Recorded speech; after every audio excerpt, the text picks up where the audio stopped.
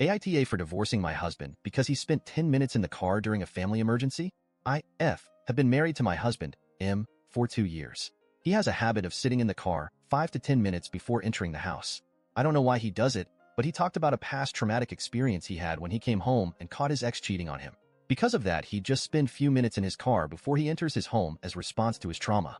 Now, I won't say that he's wrong in coping with what happened, but this has made me feel uneasy, and it had caused many fights between us. Like when we have guests, he'd sit outside before coming in, or when dinner is waiting on him and he'd take 10 minutes silently sitting in the car. I was worried that something might come up and he does not respond properly. And it happened last week. My 8-year-old son tripped and fell from the stairs and broke his ankle. He was in so much pain and I called my husband to come take him to the hospital, and he rushed out of work, but then I called and then I was stunned when I looked out the window and I saw him sitting outside the house in his car. I was both shocked and angry. I ran outside and I asked how long he was sitting in the car. He told me around 8 minutes. I asked why he didn't come into the house immediately to help, and he said he would after 2 more minutes. I was so mad and hurt, but tried to rush him, and he insisted he wouldn't feel comfortable coming in until the 10 minutes were up. He told me to get my son ready to take him to the hospital, but I started screaming at him nonstop, telling him this was a family emergency and that he was out of his mind to behave like that. It might not have been my best response, but I was shocked by his behavior and quite concerned because I had this situation always stuck in the back of mind, thinking what my husband do when there's a family emergency. I ended up taking my son by myself when my neighbor intervened and offered to take us.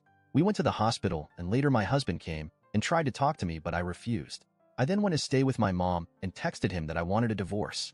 He tried to rationalize and justify what he's done, saying he could not help it and that he was nervous and wanted to help my son but felt stuck.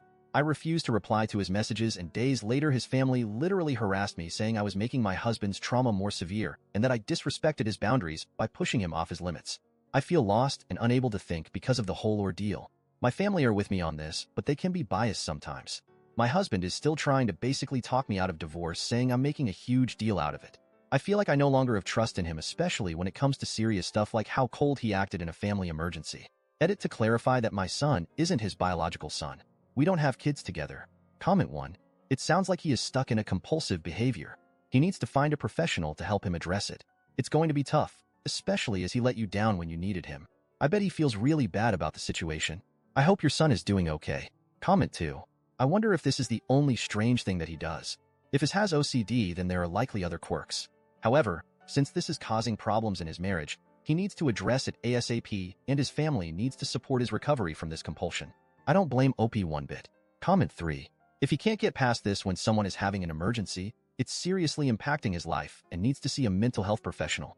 I understand your frustration, concern, and how this is in a sense a very serious straw that broke the camel's back. If I was in your situation, I would consider divorce only if he refuses to get help. You've been more than understanding when it's stuff that's not as big of a deal like dinner being ready, but in medical emergencies he needs to be able to either work through his discomfort or be okay with being uncomfortable. It's not acceptable or fair to you or your family to put someone else at risk because he would feel uncomfortable walking into the house. Comment 4. If he can't get past his "my ex cheated on me" trauma to help a child who broke his ankle, he needs therapy. It's already caused many fights, so if he refuses therapy, do what you gotta do. Intia. Comment 5. I'm just picturing him collapsed on the floor having a heart attack, and she calmly looks at her watch and says she needs to wait 10 minutes because she was traumatized by him not helping their son in an emergency. He clearly needs professional help, and if it was me, I'd make it a condition of continuing the relationship. Intia.